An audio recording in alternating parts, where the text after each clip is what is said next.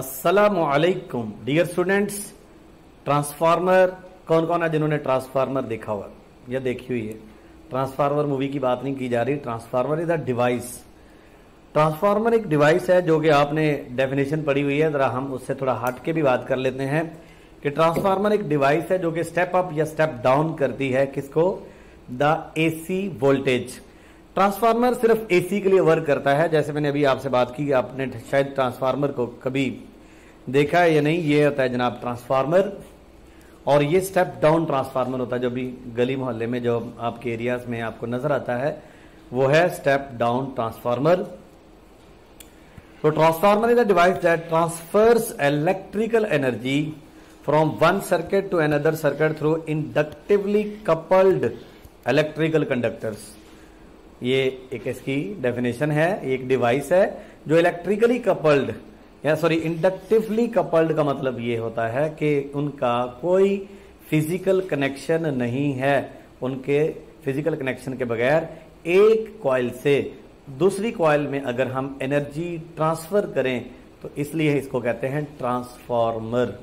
Okay, transformer का नाम क्यों ट्रांसफार्मर है? ये ट्रांसफर करता है एनर्जी को एक कॉइल से दूसरी कॉइल तक without any physical connection. Physical connection नहीं होता तो फिर एनर्जी कैसे ट्रांसफर होती है? यही तो ट्रांसफार्मर का कमाल है। ये मैग्नेटिक फ्लक्स के थ्रू, और वो जो मैग्नेटिक फ्लक्स के थ्रू एनर्जी ट्रांसफर होती है इसका मतलब होता है फ्लक्स लिंकेज। फ्लक्स लिंकेज है यानी एक कॉइल का दूसरी कॉइल के साथ राब्ता है फ्लक्स के थ्रू, तो हम उसको कहते हैं both coils are flux linkage. Transformer is a device, ये बात मैंने पढ़ा दी, is used to convert high alternative voltage current or power level to low alternative voltage current or power level। यानी कि लो वोल्टेज को हाई कर सकता है, लो करंट को हाई कर सकता है, लो पावर को लो या ज्यादा नहीं किया जा सकता। हाँ, पावर लेवल की जब हम बात करते हैं तो पावर ट्रांसफर होती है लेकिन पावर स्टेप अप या पावर स्टेप डाउन नहीं होती। ये नहीं होना चाहिए था ये लफ्ज।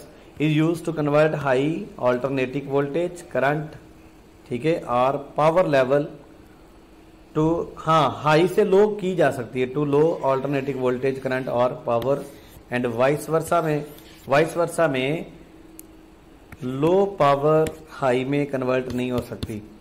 तो आप इसकी डेफिनेशन में पावर को निकाल ही दें तो ज्यादा अच्छा है। तो it is a device which is use to step up और step down the alternating voltage और ऑल्टरनेटिंग करंट, इसलिए पावर को बीच में से निकाल दें। नेक्स्ट क्वेश्चन, कंस्ट्रक्शन इसकी क्या है?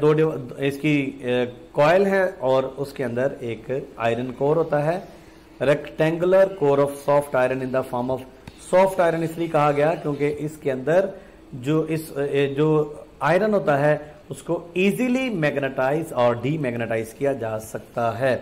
ठीक है। Two separate coils of insulated wires, primary coil, secondary coil, these coils are well insulated from one another. The coil on the input side is called primary. जहां पर हम इनपुट देंगे वो प्राइमरी होगी और जहां पर हम आउटपुट लेंगे वो सेकेंडरी कॉइल होती है। Main parts of a transformer हम पढ़ते हैं। ये है कोर। जैसे ये एक ट्रांसफार्मर मैं यहां पर बनाता हूं, ये ट्रांसफार्मर है, ये उसका भी हम कोर बना रहे हैं और इस कोर के ऊपर ये सही नहीं बना, यहां पर एक छोटा सा बनाता हूं मैं। ये देखें, ये है कोर, ये कोर है और इसके ऊपर जनाब ये कॉइल है। इस तरह से ये कॉइल वाउंड की होगी। Provides a path for magnetic lines of flux. Primary winding, ये प्राइमरी वाइंडिंग, ये सेकेंडरी वाइंडिंग। इसको भी मैं प्राइमरी कह सकता हूं, इसको सेकेंडरी कह सकता हूं। क्यों?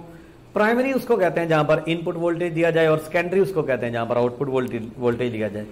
सो primary winding receive the energy from the AC source and creates magnetic field. Secondary receives energy from primary winding and deliver it to the load. Energy जहां पर, लोड उसको कहते हैं जहां पर हम ट्रांसफार्मर से आगे एनर्जी या पावर डिलीवर करते हैं। Enclosure protect the above components from dirt, moisture and mechanical damage.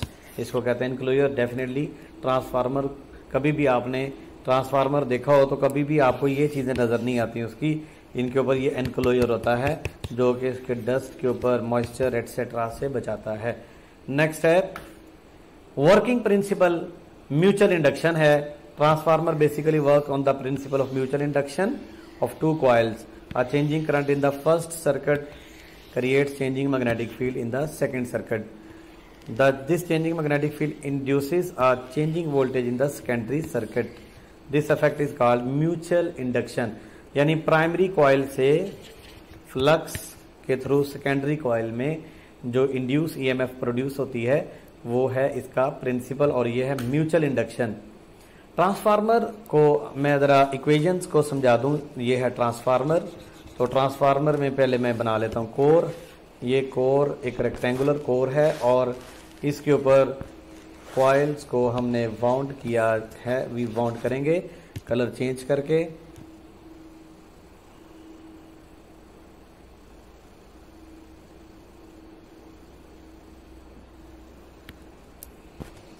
ये कॉइल है इनपुट, तो इनपुट यहां पर प्रोवाइड करेंगे और ये है आउटपुट, यहां पर आउटपुट होगा।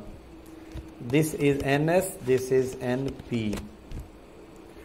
अब ये जो इनपुट वोल्टेज हम दे रहे हैं, ये इनपुट वोल्टेज जो है ये जो इंड्यूस्ड प्राइमरी पे भी इंड्यूस ईएमएफ आती है ना, इंड्यूस ईएमएफ प्राइमरी के अपोजिट होगा। और इनपुट वोल्टेज यानी ईएमएफ इंड्यूस जो होगी ना, जैसे ही हम यहां पर एसी इनपुट देंगे, एसी, डीसी के लिए ट्रांसफार्मर वर्क नहीं करता क्योंकि इंडक्शन नहीं होती। डीसी के लिए वेरिएशन नहीं आती। जब तक फ्लक्स चेंज नहीं होगा तब तक इंडक्शन नहीं होगी।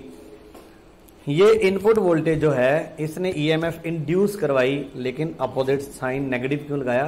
क्योंकि ये अपोजिट डायरेक्शन में ईएमएफ को इंड्यूस करता है। अब ये वाला फार्मूला हमें फैराडे ने बताया, N delta phi over delta T.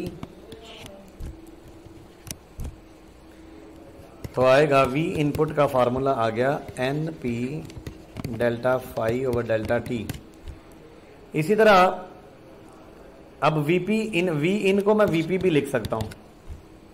इसी तरह हम वी एस भी लिख सकते हैं। V S is equal to N S into delta phi over delta T.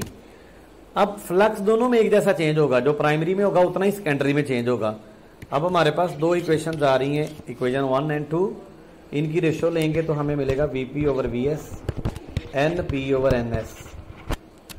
या हम लिख सकते हैं V S over V P, इधर भी रेसिप्रोकल ले लो, N S over N P. अगर ये रेशो ग्रेटर देन 1 है, N S is greater than N P, या N S over N P is greater than 1, तो ये है स्टेप अप। डेफिनेटली इसकी रेशो भी ग्रेटर देन 1 आएगी, तो वी एस ग्रेटर हो जाएगा वीपी से। So if V S is greater than VP, that is step up transformer. Step down transformer में ये होता है V S over VP, N S over N P. If this ratio is less than 1, NS is less than NP, इसकी वजह से VS होगा less than VP। तो इसका मतलब अगर नंबर ऑफ टर्न्स सेकेंडरी के ज्यादा हो, सॉरी कम हो, तो सेकेंडरी का वोल्टेज भी कम हो जाएगा। तो इसका मतलब है कि वोल्टेज डायरेक्ट है नंबर ऑफ टर्न्स के, जिस पे भी आपने कैलकुलेट करना है। जिसके नंबर ऑफ टर्न्स ज्यादा होंगे उस पे वोल्टेज भी ज्यादा होगा। तो स्टेप अप या स्टेप डाउन ट्रांसफार्मर हम कैसे बना सकते हैं, ये मैंने आपके साथ शेयर कर लिया। इसमें ट्रांसफार्मर जो है ना, law of conservation of power के प्रिंसिपल पे वर्क करता है। Input power is equal to output power, VP IP, NP sorry VS IS. So VP over VS, IS over IP, reciprocal में ये रेशियो आएगी। नंबर ऑफ टर्न्स में direct relation है और पावर में सॉरी वोल्टेज और करंट का inverse है। तो इसका मतलब है कि स्टेप अप ट्रांसफार्मर जब स्टेप अप क्या करता है, वोल्टेज को बढ़ाता है लेकिन करंट को कम करता है। स्टेप डाउन तभी दोनों का प्रोडक्ट कांस्टेंट रहेगा। प्रोडक्ट कांस्टेंट रहता है, प्रोडक्ट का मतलब है ये दो चीजों का प्रोडक्ट है, एक चीज बढ़ेगी तो दूसरी डेफिनेटली कम होगी। स्टेप डाउन में वोल्टेज कम होगा लेकिन आई बढ़ेगा। मैं अगर आपसे पूछूं कि ये जो आप बाहर देखते हैं रोड्स के ऊपर बड़े बड़े पोल, उनके ऊपर 11,000 वोल्ट का जो इतना हाई वोल्टेज जो है उनमें होता है, क्या उनमें करंट भी बहुत ज्यादा होता है? करंट बहुत कम होता है। रिमेंबर, करंट इतना खतरनाक नहीं होता जितना वोल्टेज होता है। करंट की वजह से हीटिंग इफेक्ट प्रोड्यूस होता है, लेकिन वोल्टेज एक एनर्जी का नाम है। तो वो जो वायर्स इतनी ज्यादा हाइट पे क्यों होती हैं जिनमें 11,000 वोल्ट होता है, वो बहुत ज्यादा वोल्टेज यानी उनमें चार्जेस के पास एनर्जी बहुत ज्यादा होती है। और आप शायद हैरान हो, आप समझते होंगे कि उन वायर्स में करंट भी बहुत ज्यादा होता है। करंट माइक्रो एम्पेयर में होता है, यानी एसी लॉन्ग रेंज है। एसी अगर आप चाहते हैं दूर दराज के इलाकों तक पहुंचाया जाए, जैसे तरबेला डैम, मंगला डैम कहां पे और आप इलेक्ट्रिसिटी यूज कर रहे हैं, तो उसका फिनोमिना ये है कि करंट को मिनिमाइज कर दिया जाए, क्योंकि हीटिंग इफेक्ट होगा तो लॉस होगा। तो पावर लॉस का जो फार्मूला है वो है, अभी लॉसेज में ये मैं पढ़ा देता हूं, power is equal to I square R. तो पावर लॉस जो होगी डायरेक्टली रिलेटेड आई स्केयर के, जितना ज्यादा करंट होगा पावर लॉस उतना ज्यादा होगा। अगर हम पावर लॉस कम करना चाहते हैं और एसी को दूर तक पहुंचाना चाहते हैं, हीटिंग इफेक्ट कम करना चाहते हैं, तो करंट कम रख लेंगे, पावर भी कम कंज्यूम होगी, रास्ते में लॉस कम होगा, इसलिए फिर वोल्टेज हाई रखते हैं। अब कई स्टूडेंट ये कहते हैं कि सर वोल्टेज और आई यहाँ इनवर्स है, तो ओहम्स लॉ के तो ये अगेंस्ट चला गया। तो बेटे ओहम्स लॉ जो है ये ट्रांसफार्मर पे अप्लाई नहीं होता, ठीक हो गया। अब पावर लॉस में कौन कौन से लॉस हैं? कॉपर लॉस है, core losses, eddy current. Copper loss क्या है? Winding consist of copper conductors, winding coils, ठीक है। So there will be power loss as core is usually wound with copper, so it is termed as copper loss. अब conductor की अपनी resistance भी होती है। एडी करंट क्या होता है? एडी करंट ये होता है, ये है हमारे पास आयरन का कोर, इस कोर में से जब फ्लक्स पास करता है ना, तो ये जब फ्लक्स चेंज होता है तो आयरन एक मेटल है और मेटल में फ्लक्स चेंज होने से ईएमएफ आ जाएगी, इंड्यूस हो जाएगी और करंट भी इंड्यूस होगा। और अगर इसमें करंट इंड्यूस होगा तो वो हमारे लिए हमें उस करंट की कोई जरूरत नहीं है। ये है एक्स्ट्रा करंट, ये अननेसेसरी करंट है। एडी करंट क्या है? जो कोर में प्रोड्यूस होता है। हालांकि करंट किसमें प्रोड्यूस होना चाहिए? कॉइल, एक कॉइल से दूसरी कॉइल में जाना चाहिए, लेकिन एडी करंट क्या है? वो जो कोर में प्रोड्यूस होता है। और कोर वाला करंट हमारे लिए जरूरी नहीं है, बल्कि वो हमें लॉस देता है, that is called eddy current. Eddy current is current induced in the core, और कोर में जो करंट इंड्यूस होगा वो फ्री में थोड़ी होगा। कोई भी चीज दुनिया में फ्री में नहीं होती, किसी ना किसी लॉस पे होती है, तो वो हमारे लिए पावर लॉस है। हम उससे 100% बच नहीं सकते।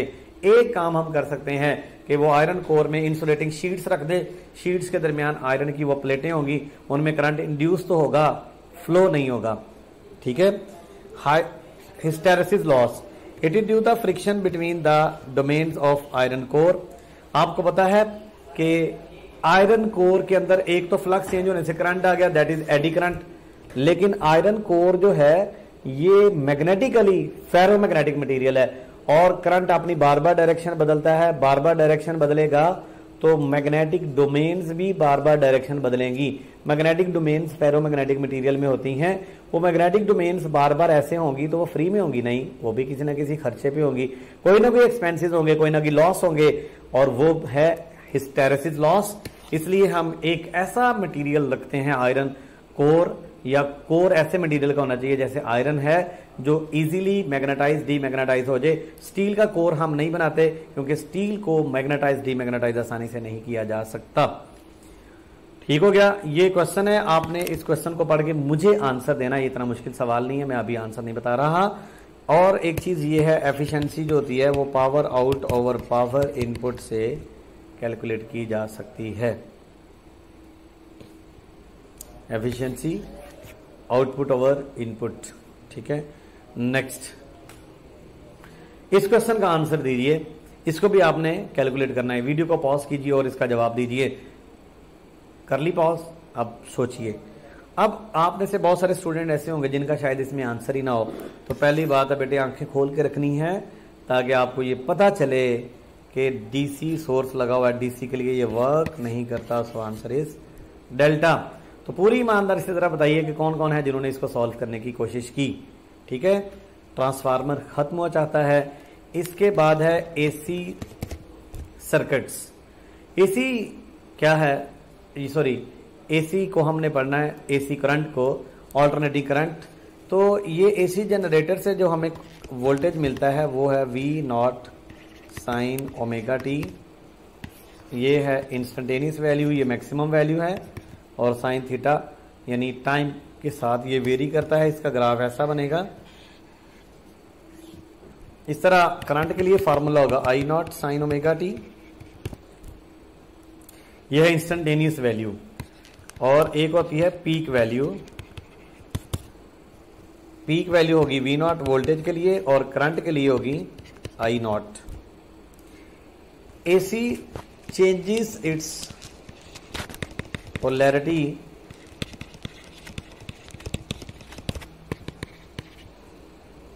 in a cycle one time। एक साइकिल में, ये एक साइकिल यहां तक है तो दो पीक वैल्यू हैं, लेकिन पोलैरिटी एक साइकिल में एक बार चेंज होती है। यानी एक साइकिल में ऐसे चेंज होगी एक बार। ये है एसी। ये रेजिस्टेंस से लगा देता हूं। ये है हमारे पास फर्स्ट हाफ T/2 तक, 0 से T/2। ये पॉजिटिव, ये नेगेटिव करंट होगा इस डायरेक्शन में। फिर ये सेकंड हाफ T/2 से लेकर T तक, ये नेगेटिव, ये पॉजिटिव करंट होगा इस डायरेक्शन में। तो एक साइकिल में एक बार पोलैरिटी चेंज हुई। पीक वैल्यू एक साइकिल में कितनी है, 2। So peak to peak value क्या होती है, peak to peak value two V naught. ये ऐसे है कि अगर हम पीक टू पीक वैल्यू की बात करें, ये भी पीक वैल्यू है, ये भी पीक वैल्यू है। सो पीक वैल्यू ये भी पीक वैल्यू, ये भी पीक वैल्यू है। So peak to peak value V naught plus V naught. ये नेगेटिव साइन का मतलब होता है डायरेक्शन रिवर्स है, लेकिन वैसे क्या है, V naught and V naught peak to peak value 2V naught होती है, या 2I नॉट। करंट के लिए 2I नॉट होगी। और एक चीज है, जब हम एवरेज लेते हैं ना एसी को, एवरेज वैल्यू ऑफ एसी, ये 0 होती है। क्यों? क्योंकि ये ऐसे लेंगे, क्योंकि डायरेक्शन उसकी बदल गई। Average value of AC is 0, but average power is not 0। क्यों? क्योंकि जब एसी से हम कोई ना कोई एसी कनेक्ट करते हैं किसी न किसी अप्लायंस से, तो वो अप्लायंस को एसी जब मिलता है तो अप्लायंस क्या, फर्स्ट अप्लायंस से मुराद है बल्ब।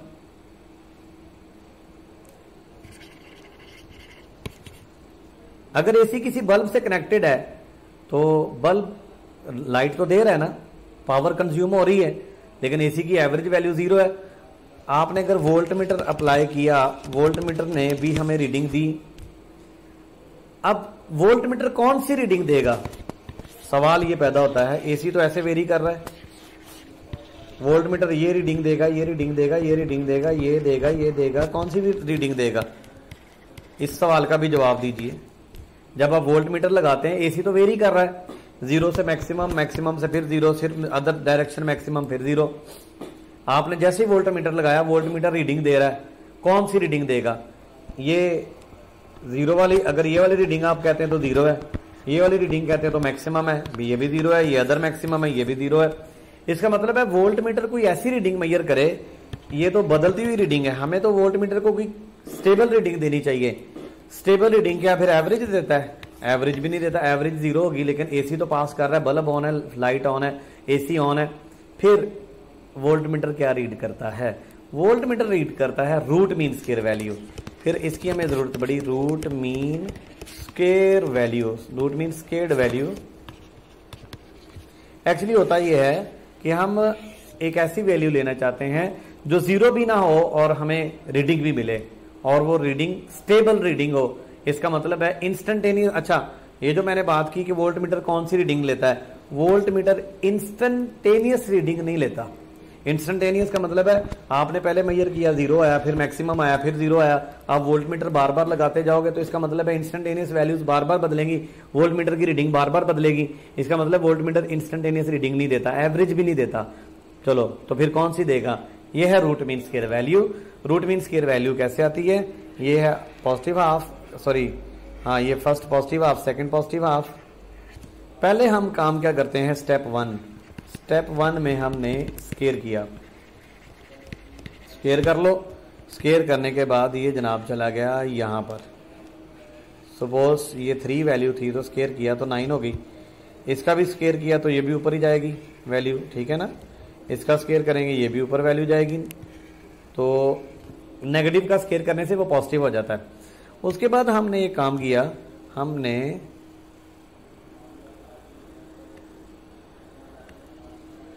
एवरेज लेना है। Step 2, take average. अब एवरेज कैसे आएगा? 0 प्लस ये कौन सी वैल्यू है? वी नॉट स्क्वायर, और ये कौन सी वैल्यू है? वी नॉट, और ये है minus V naught. Okay, V naught का स्क्वायर लिया तो वी नॉट स्क्वायर आ गया। एवरेज कैसे लोगे? एवरेज लेने का तरीकाकार ये होता है, 2 वैल्यूज, एक ये है और ये एक मैक्सिमम है। 0 plus maximum over 2 V naught square over 2। Step 3, अब आपने जो काम किया स्क्वायर किया, स्क्वायर को खत्म करके एवरेज ले ली, इससे हमें ये फायदा हो गया, जीरो नहीं हुआ। अब एक काम हमने और करना है, ये जो स्क्वायर लिया था उसको खत्म करना है। स्क्वायर को खत्म करने के लिए रूट ले लिया, तो रूट किसका लेंगे? ये जो हमारे पास लेटेस्ट वैल्यू आई है, वी नॉट स्क्वायर ओवर 2 आएगा V naught over under root 2। तो this is called V R M S. अब वी आर एम एस का फॉर्मूला ड्राइव हो गया। अब V R M S is equal to V naught over under root 2, under root 2 होता है 0.7 V naught, 1 over under root 2 0.7 होता है। Eight, यहां से सवाल भी पूछा जा सकता है, at what angle V R M S and V instantaneous are equal. तो एंगल है 45 डिग्री, यानी V instantaneous is equal to V naught sine 45 degree, V instantaneous V naught 1 over under root 2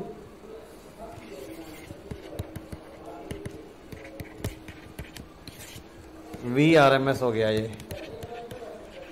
अच्छा जी, अब ये क्या फायदा हुआ भले? ये हमें फायदा हुआ वी आर एम एस में ये फाइंड करने का। पहले नंबर पे हमने क्या किया? स्क्वायर, दूसरे पे मीन लिया, तीसरे पे रूट लिया। अब वोल्ट मीटर क्या रीडिंग करता है? V R M S. आपने वोल्ट मीटर लगाया, वोल्ट मीटर ने जो रीडिंग दी, ना वो इंस्टेंटेनियस है, ना वो एवरेज है, ना वो पीक है, वो है वी आर एम एस। इसलिए वी आर एम एस ने हमें फायदा क्या दे दिया? नुकसान हमें कोई नहीं हुआ। वी आर एम एस करने से कोई गलत काम नहीं किया। पहले क्या किया? स्क्वायर को खत्म कौन करता है? रूट। तो बीच वाला काम हमारा हो गया ना मीन। तो ये मीन हमने इसलिए लिया, स्क्वायर इसलिए किया नेगेटिव साइन खत्म कर दें। ओके, तो इस तरह करंट की रूट मीन स्क्वायर वैल्यू भी आप फाइंड आउट कर सकते हैं, 1 over under root 2 into I naught. I R M S is equal to 0.7 I naught. ऐसे भी लिखा जा सकता है, I naught is equal to under root 2 times I R M S. √2 1.4 भी होता है। तो ये फार्मूले आपने याद रखने हैं। ठीक हो गया। हीटिंग इफेक्ट एसी का जो root mean square of AC, यानी हीटिंग की बात करें, IRMS का हीट IDC के हीट के बराबर होता है। तो हीटिंग इफेक्ट IDC और IRMS दोनों का इक्वल होगा। ठीक है। एक टॉपिक इसमें रहता है मैग्नेटिक फ्लक्स। मैग्नेटिक फ्लक्स में आपको फॉर्मूला बता देता हूं, B.A BA cos थीटा। ऐसी बातें मैं आपको 1000 मरतबा समझा चुका हूं कि ये थीटा किस किस के दरमियान है, वाला A और B के दरमियान। अब अक्सर ऐसे होता है कि एंगल कहीं और दिया होता है, तो ये बात याद रखनी है कि एंगल कहीं और, फर्ज किया ये देखें, ये एक प्लेन है, ये एक प्लेन है, ठीक है, और इसमें ये नॉर्मल है, नॉर्मल टू द प्लेन। अब फर्ज किया, और यही एरिया की डायरेक्शन है, normal to the plane is the direction of area. अब फर्ज किया ऐसे दी हुई है मैग्नेटिक फील्ड लाइंस, और मैग्नेटिक फील्ड लाइन का एंगल दिया हुआ प्लेन के साथ 30 डिग्री। तो क्या लेंगे एंगल, एंगल B और A के दरमियान लेना है, ये एंगल लेंगे 60 degree. So remember in this formula angle should be between B and A। इसकी प्रैक्टिस करने के लिए आप क्वेश्चन बैंक से MCQs को कीजिए, और मेरी बुक से यानी ग्रिप इंस्टीट्यूट की बुक से आप MCQs कीजिए, तभी इसकी प्रैक्टिस होगी। याद रखिए इस बुक में जितने भी क्वेश्चंस हैं UHS के हैं, बुक की बात कर रहा हूं, क्वेश्चन बैंक में नहीं, तमाम UHS के और अदर यूनिवर्सिटीज के। अदर यूनिवर्सिटीज जैसे नम्स है, अगर आप चाहते हैं कि नम्स के भी पास बहुत सारे MCQs आप कर सकें तो ये बुक में अवेलेबल होंगे। अगर आप चाहते हैं पाकिस्तान में डिफरेंट यूनिवर्सिटीज की तरफ से जो लिए गए टेस्ट हैं, आपके सिलेबस से रेलेवेंट उनके MCQs कौन से थे, तो वो बुक में आपको मिलेंगे विद सॉल्यूशन। तो आप में से बहुत सारे स्टूडेंट ऐसे हैं जो पता नहीं कौन सी बचत कर रहे हैं, बुक नहीं ले रहे।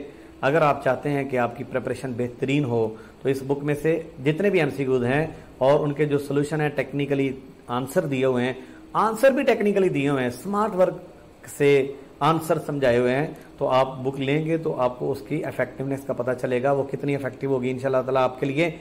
और ये मैं बात कह रहा हूँ बड़े वसूख के साथ, इंशाल्लाह ताला बहुत सारे MCQs UHS में इसी स्टाइल के आएंगे, इसी तरह के आएंगे, और हो सकता है सेम एज इट इज होंगे।